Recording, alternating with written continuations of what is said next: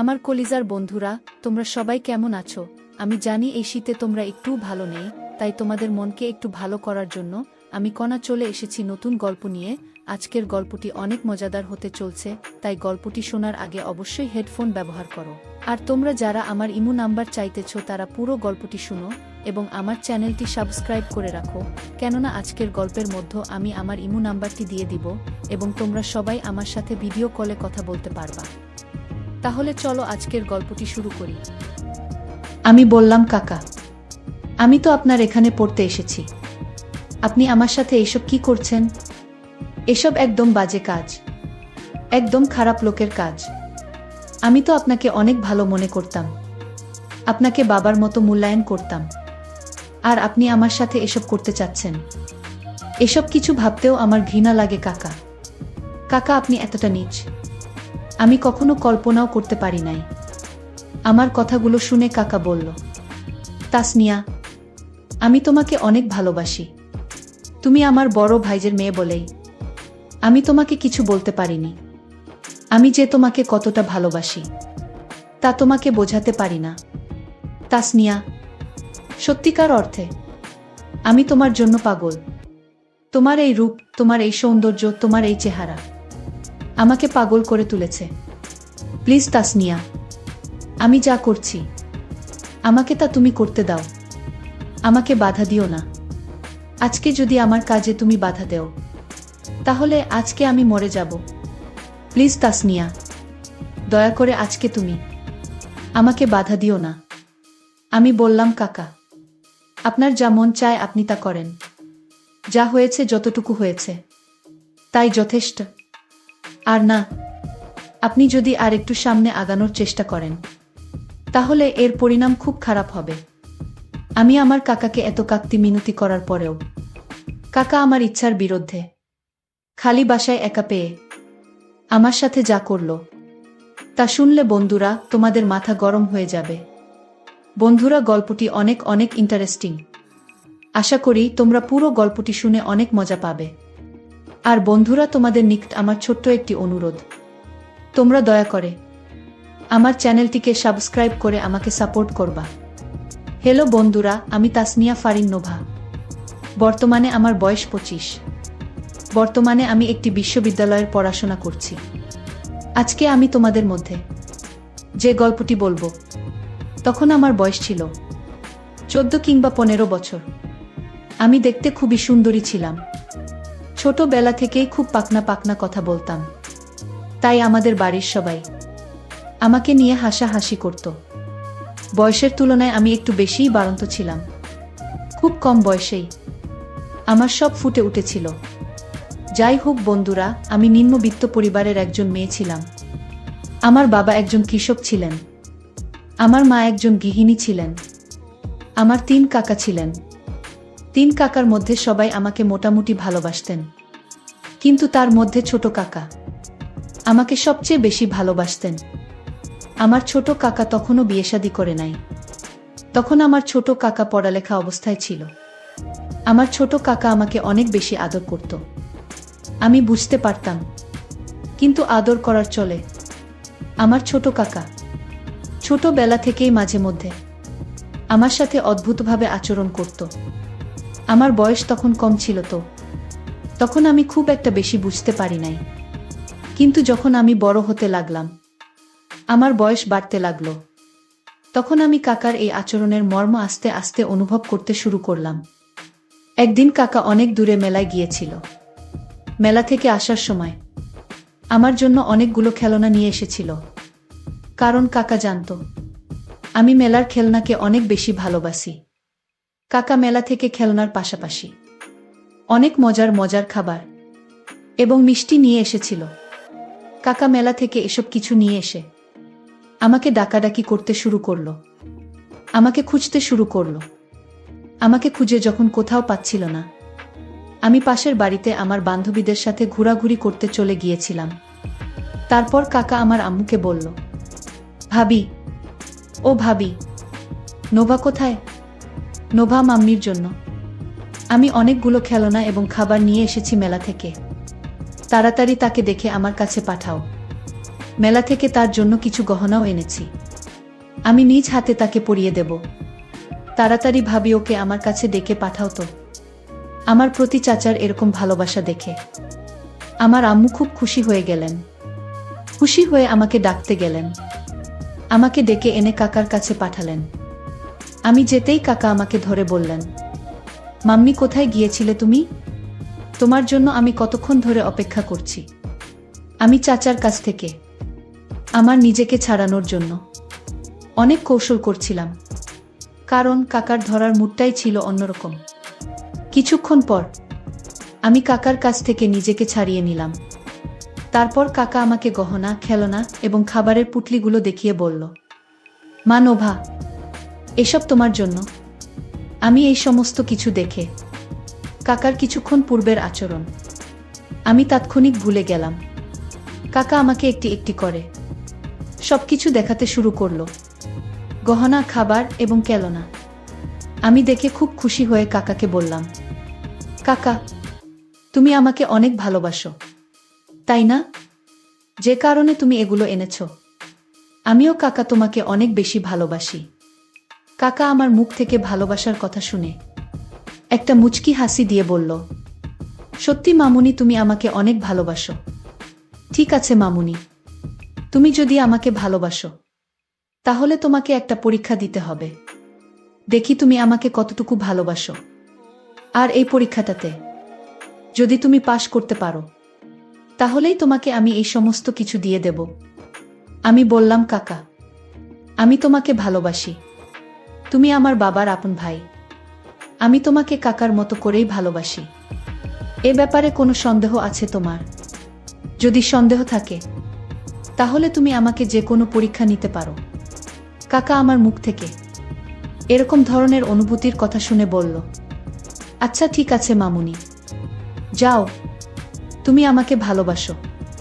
তোমাকে কোনো পরীক্ষা দিতে হবে না। তবে তোমাকে প্রতিদিন একটা কাজ করতে হবে। যদি তুমি এই কাজটা করতে পারো তাহলে তোমাকে আরো বেশি মজা দিব। তুমি যা চাও তাই দিব।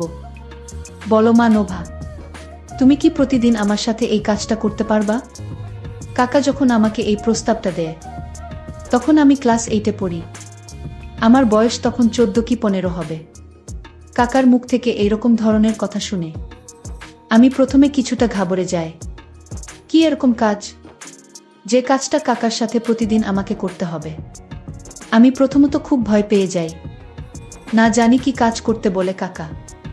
কিন্তু কাকার চোখে মুখে ভিন্ন এক চাপ আমি দেখতে পেয়েছিলাম। তারপর আমি কাকাকে বললাম, কাকা, কি এমন কাজ যে কাজটা তোমার সাথে প্রতিদিন করতে হবে, আর এই জন্য তুমি আমাকে প্রতিদিন অনেক মজা দিবে? যদি করার মতো হয় তাহলে কাকা অবশ্যই তোমার সাথে আমি কাজ করব। আর যদি করার মতো না হয় তাহলে তো কিছু করার নেই। একটু বলো কাকা প্লিজ। বলো না কাকা, একটু প্লিজ। এত ঘোরাচ্ছ কেন? কাকা আমার মোটিভেশন বুঝে কথাটাকে ঘোরানোর চেষ্টা করছে। কাকা বলল, আচ্ছা ঠিক আছে মামুনি, তোমাকে বেশি কিছু করতে হবে না। তুমি প্রতিদিন রাতে 8টা থেকে 9টা পর্যন্ত আমার কাছে এসে পড়তে হবে। আমি তোমাকে খুব মনোযোগ সহকারে পড়াবো। তোমাকে সামনে ভালো রেজাল্ট করতে হবে। কাকা আমাকে পড়াবে। কথাটা শুনে আমার কাছে খুব ভালো লাগলো। এর আগে কাকাকে অনেকবার বলেও আমাকে পড়াতে রাজি করাতে পারি নাই। কাকার নিজের পড়ালেখা এবং আরও ব্যস্ততা ছিল। আজকে কাকা নিজেই বলছে সে আমাকে পড়াবে। সেটা আমার কাছে খুব আনন্দের মনে হয়েছিল। কিন্তু এই আনন্দের বিশ্বাসটা যে আমার জীবনে কাল হয়ে দাঁড়াবে তা আমি কখনো কল্পনাও করতে পারি নাই। আমার জীবনের সর্বনাশ ডেকে আনবে আমি কখনো ভাবতেই পারি নাই। আমি বললাম, আচ্ছা ঠিক আছে কাকা, আমি কাল থেকে প্রতিদিন রাত্রে 8টা থেকে 9টা পর্যন্ত তোমার কাছে পড়তে আসব। এই বলে আমি কাকার কাছ থেকে খেলনা সামগ্রী, গহনা এবং মিষ্টি নিয়ে চলে আসলাম। এসে আমার আম্মুকে বললাম, আম্মু, কাল থেকে কাকা আমাকে রাত্রে 8টা থেকে 9টা পর্যন্ত পড়াবে। কাকা আমাকে পড়াবে শুনে আম্মু খুব খুশি হলো। পরের দিন রাত্রে 8টা বাজে চলে গেলাম কাকার রুমে পড়তে। কাকা আমাকে পড়তে এসেছি দেখে অনেক খুশি হয়েছি। কাকা আমাকে একটি অঙ্ক বুঝিয়ে দিল। আমি সে অঙ্কটি আবার পুনরায় করার চেষ্টা করছিলাম। আমার মনোযোগ ছিল অঙ্কের প্রতি, পক্ষান্তরে কাকার মনোযোগ ছিল আমার প্রতি। হঠাৎ করে আমি আর চোখে চেয়ে দেখলাম কাকা আমার দিকে খারাপ নজরে চেয়ে রয়েছে, খুব বাজে দৃষ্টি দিচ্ছে। আমি কাকার দিকে চাইতেই কাকা আমার এখান থেকে চোখ ফিরিয়ে নিত আর বলতো, তাড়াতাড়ি অঙ্ক কর, একটু পর তোকে ইংরেজি পড়াবো। এইভাবে কাকার এখানে আমি প্রতিদিন রাত্রে পড়তে যেতাম। মাঝে মধ্যে আমি যখন পড়া পারতাম না, তখন কাকা শাসন করার ছলে আমাকে খুব বাজেভাবে ছুঁইত। আমি কিছু বলতেও পারতাম না। একদিন আমি কাকাকে বললাম, কাকা তুমি যদি আমাকে এভাবে মারো তাহলে আমি আর পড়তে আসব না। কাকা বলল, আরে বেটি, যদি তাকে কিছু শাসন না করি তাহলে কি তোর ভেতর থেকে পড়া বের হবে? আমি বললাম, কাকা তো ঠিকই বলেছে, যদি শাসন না করে তাহলে তো আমার পড়তে মন চাইবে না। কিন্তু আমি তখনও কাকার ভিতরে লুকিয়ে থাকা শয়তানটাকে চিনতে পারি নাই। একদিন কাকা আমাকে পড়াচ্ছিল, একদিকে পড়াচ্ছিল আর অন্যদিকে টেবিলের নিচ দিয়ে আমার নিম্নাংশে এলোমেলো করার চেষ্টা করছিল। আমি তখন লজ্জায় কিছু বলতে পারছিলাম না। আমি বারবার সরে যাওয়ার চেষ্টা করছিলাম, কিন্তু কোনোভাবেই পারছিলাম না। অবশেষে আমার মুড খারাপ দেখে কাকাই আমাকে ছেড়ে দিয়েছিল। পরের দিন কাকার কাছে পড়তে গেলে কাকা আমাকে বলল, মা তাসনিয়া, আজকে আমি তোমাকে পড়াবো না, আজকে আমার মন ভালো নেই। আজকে তোমাকে নিয়ে শুয়ে শুয়ে একটি বাংলা নাটক দেখব। বাংলা নাটক আমার কাছে এমনিতেই খুব প্রিয়। আমি খুব ভালো বাংলা নাটক দেখি, বিশেষ করে নিলয় আলমগীর এবং যে এই ছিমি নাটকগুলি আমি দেখি, এই দুটি জুটি আমার কাছে খুবই প্রিয়।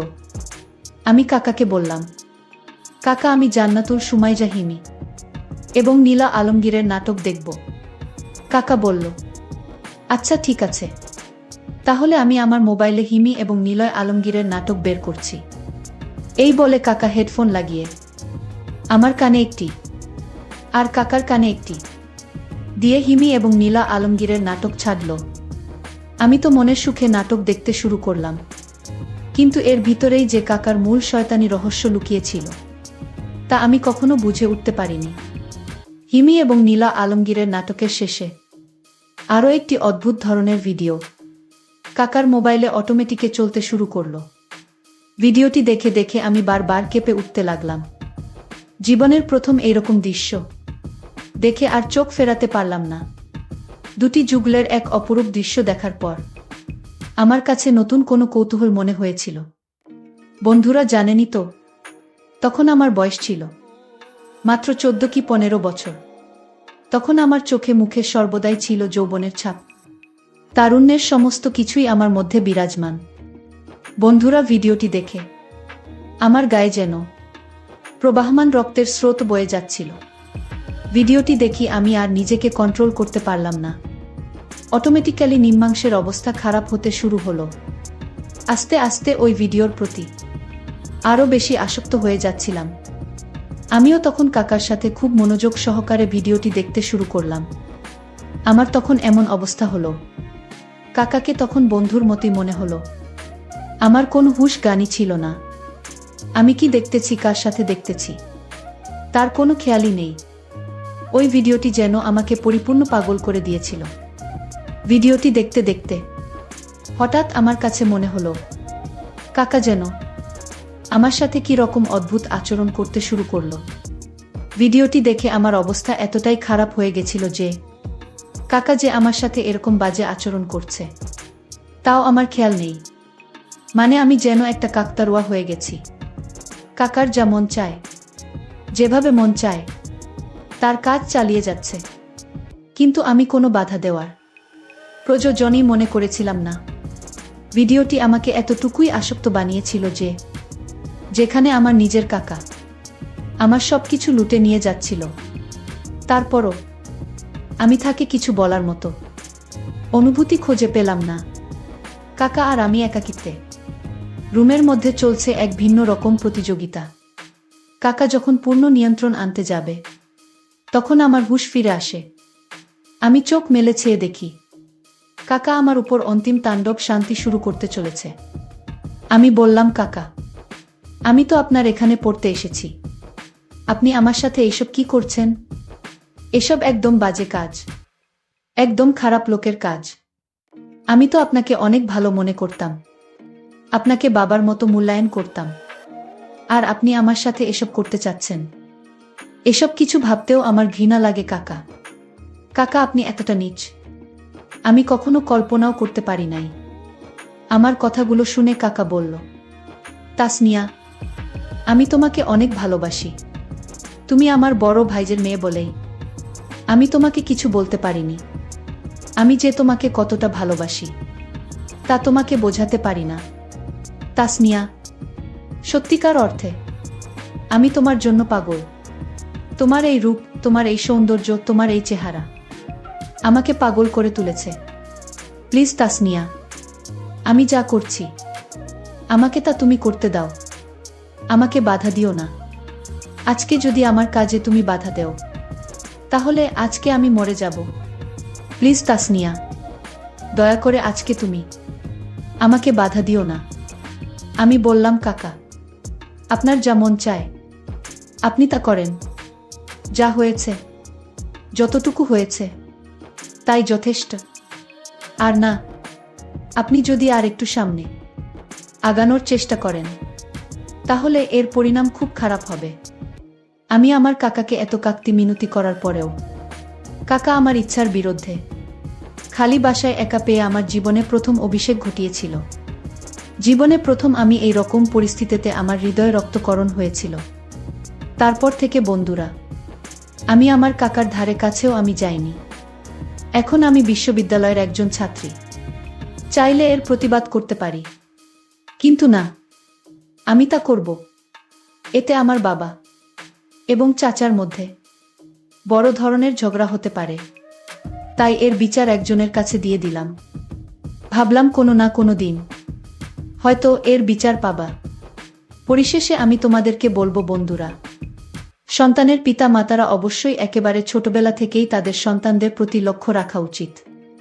আর প্রত্যেকটি পিতামাতাই উচিত তাদের সন্তানদেরকে নিজের মতো করে মানুষ করা, নিজের চোখে চোখে রাখা এবং বিশ্বস্ততার উপর ভরসা করে কারো উপর নষ্ট না করা। বন্ধুরা, গল্পটি তোমাদের কেমন লাগলো অবশ্যই কমেন্ট করে জানাবে। বন্ধুরা, আজকে এই পর্যন্তই। আবারও আসবো তোমাদের মধ্যে নতুন কোনো গল্প নিয়ে। গল্পটি যদি তোমাদের ভালো লাগে তাহলে একটি লাইক দাও। প্রতিদিন আমি তোমাদেরকে এই রকম ইন্টারেস্টিং একটা করে নতুন গল্প উপহার দিব, তাই তোমাদেরকে অনুরোধ করে বলছি, তোমরা যদি এই রকম ধরনের ইন্টারেস্টিং গল্প পেতে চাও তাহলে দয়া করে আমার চ্যানেলটি সাবস্ক্রাইব করো। অবশেষে তোমাদের সকলের সুস্বাস্থ্য কামনা করি। ভিডিওটি দেখার জন্য তোমাদের সকলকে অসংখ্য ধন্যবাদ। বন্ধুরা, আজকের গল্পটি এখানেই শেষ করলাম। যারা পুরো গল্পটি শুনেছেন তাদের সবাইকে আন্তরিক ধন্যবাদ। আর হ্যাঁ, সবাই আমার চ্যানেলটা সাবস্ক্রাইব করবেন। যারা সাবস্ক্রাইব করে রাখবেন, পরবর্তী ভিডিওতে আমার ইমো নাম্বার দেয়া হবে। তারা চাইলে আমার সাথে ভিডিও কলে কথা বলতে পারবেন।